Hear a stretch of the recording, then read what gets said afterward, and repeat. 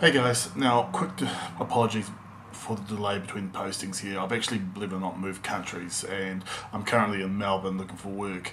One of the good news is between job interviews I've actually been able to pick up a few portable games to play between interviews. iPod Touch has worked out quite nicely. Angry Birds is one of my favourite games, but that's been talked about so much I'll leave that one alone for the moment. Now, one game that I have picked up again, and it's always been close to my heart, is the Phantasy Star games. And one of the good ones you can get is Phantasy Star 2. Now, I'm not going to go into the history too much on this one, guys. Johnny from the Happy Console Gamer channel did a really great overview of the series and all the games. So if you want to see what the timeline is, definitely go check out his review. And if you're there, look at his review on Phantasy Star 1. It's really quite good. Anyway, so I'm just going to quickly talk about my memories of the game, and we're just going to have a look at the original series here, not the online and not the portable games you can get. Basically, I just wouldn't have enough time. This would be a really long review. Anyway, the series started basically in 1987, and it's still going, believe it or not, to this day. The original game was for the Sega Master System, and basically was a story of revenge, revolving around a character called Alice, which actually is probably one of the first characters that were female that I can remember. Anyway, she gets a group of people together and she has basically a battle against a tyrant king, and at the end the incarnation of evil. It was basically Sega's answer to the Dragon Quest games and Final Fantasy. Basically, but it went a huge amount further than any of those games did. Think of it basically, it had, for the first time I've ever seen anyway, moving sprites and a 3D dungeon on a console. Now that was mind-blowing by itself. Basically that was PC gaming territory. And yeah, it was a really great game. Yeah, there was definitely some limitations, but I think it was more the hardware than the actual game itself. Now, the only thing I found a little bit bad about it is we here in the European market didn't get the original sound because the Master System over here was basically crippled with a slightly different sound chip than the Japanese FM version. But basically it was the best game you could get on the Master System, I think. Only basically downside of the game was that the game itself was so expensive. In the later stages of life, the game itself was only about $10 cheaper than the actual console that it was played on. So unfortunately for that reason, it was a flop. Although it's definitely a fan favourite on that system. Now we'll skip number 2 because we'll come back to that later. Now moving to the dark horse of the family, which was Phantasy Star 3. Now this is pretty much disowned by all the fans, and I'm kind of disappointed by that because I actually found there was some good fun stuff in there, but it was a little bit boring and the combat was a little bit dumbed down, unfortunately. And on the good side though, it did have some of the coolest twists in gaming history at that point. You know, the last twist was really quite well done, no matter what ending you're going for. And the generation system was actually really unique for the time. I've never seen that in a game to that point. And probably because of the technology they couldn't flesh out the characters as much as they wanted. But I gave that game to a lot of my friends, and the basic answer was it was okay, but it wasn't the strongest in the series. Now we get to probably one of the best games in the series, number 4. Basically, number 4 looked back at all the other games and basically said what works, and basically took them and left all the rest. Added in some really beautiful cutscenes, and for the Megadrive I can't think of anything better at that time. Now there was a lot of unanswered questions from the other games answered in that game, so to get the full meaning of that game you do have to play the other one, but you don't have to. The only thing it didn't answer was the biggest twist of all, and we'll get to that later. The combat system was basically an improved version of number 2, and it had a thing called combo attacks which worked really well. I really enjoyed those, and basically it wasn't an easy game compared to part 2 or 1, maybe not 3, but I'd say it was the easiest of the whole lot. This was great for the casual gamers, but unfortunately for absolute Phantasy Star nuts like me, it was maybe a little bit too easy. The spells were really powerful, and some of the side effects of the equipment you got were absolutely insane. But the great thing about that game, it moves so nicely. You never felt stuck like some of the other games, and you never had to really grind away. But that was a great thing about it. I still think it's one of the best 16-bit games you could ever buy. And by the way, Super Nintendo players, hold the rotten fruit till later, because there'll be something else you probably wouldn't like me saying.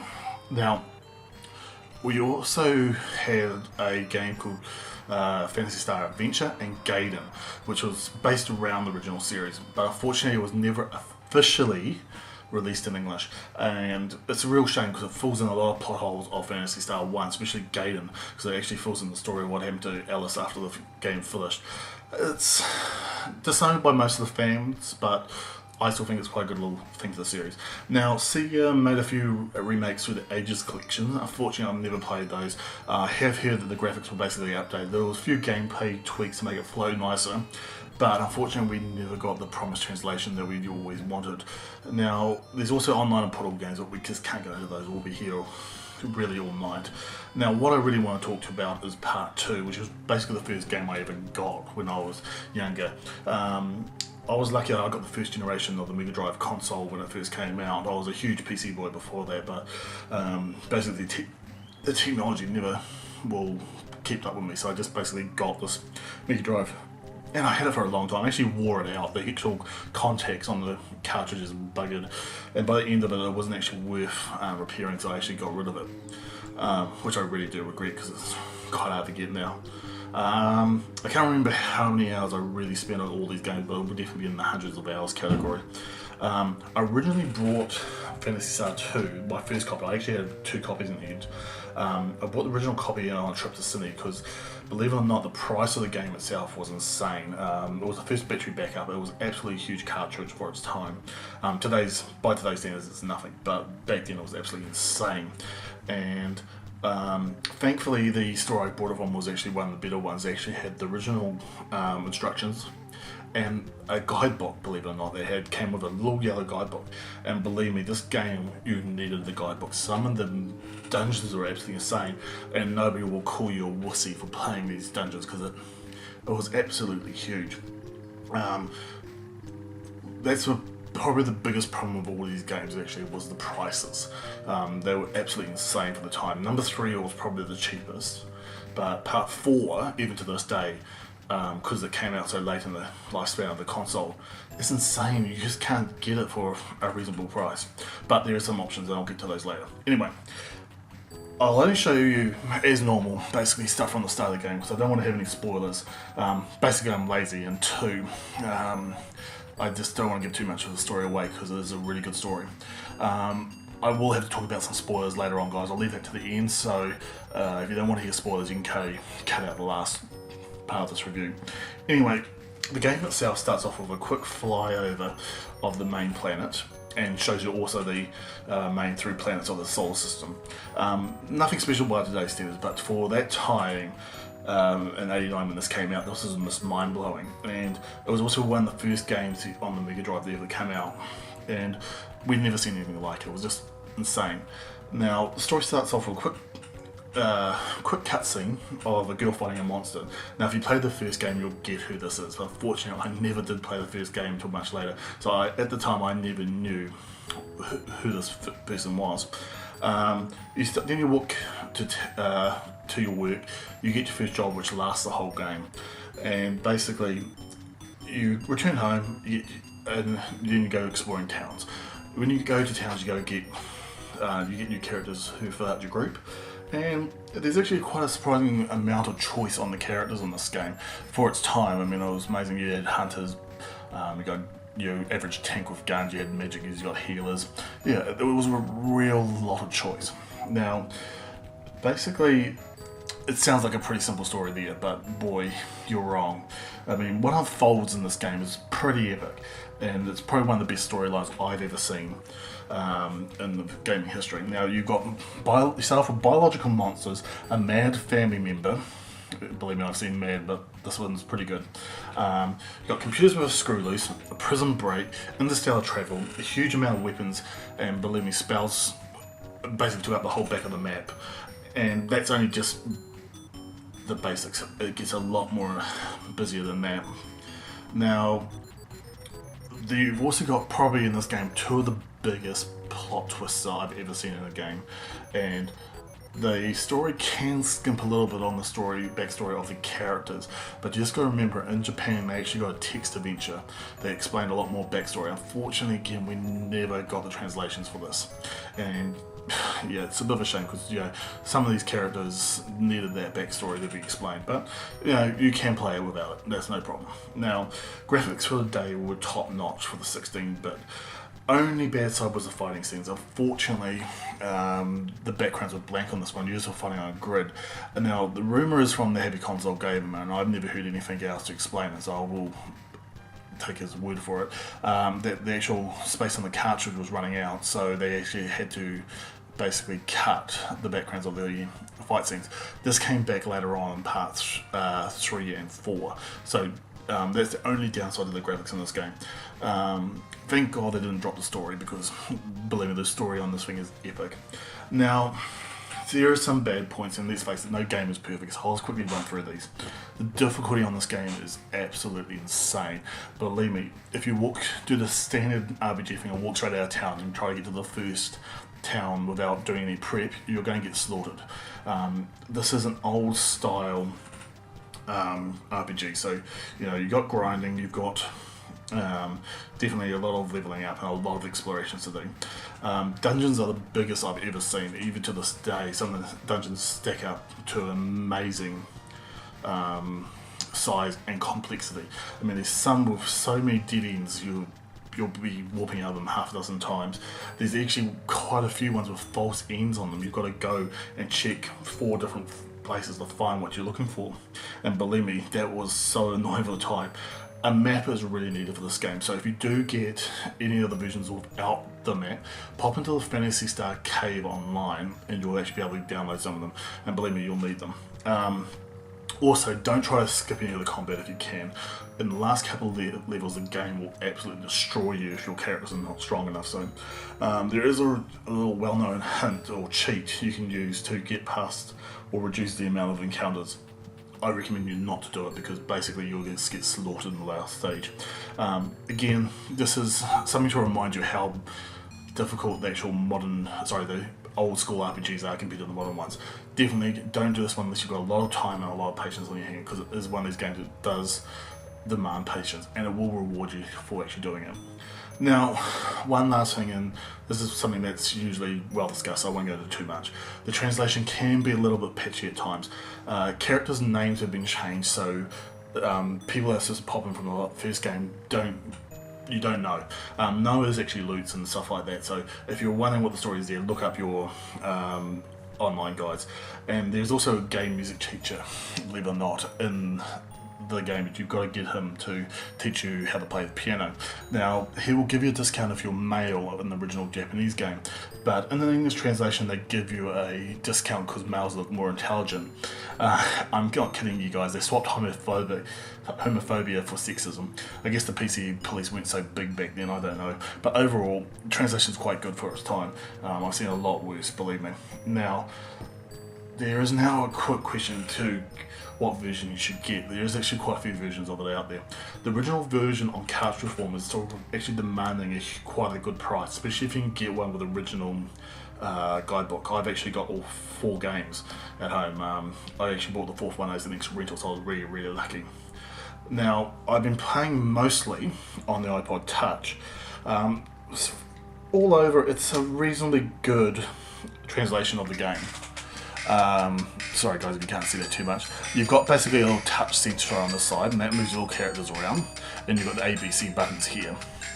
Now, it's a pretty solid emulation of the original game, and I do recommend it if you want a good, cheap, easy to get copy, because you just download it off the App Store. The controls can get a little bit dodgy at times on that one. It's a touch screen, so you don't get quite the precision you do.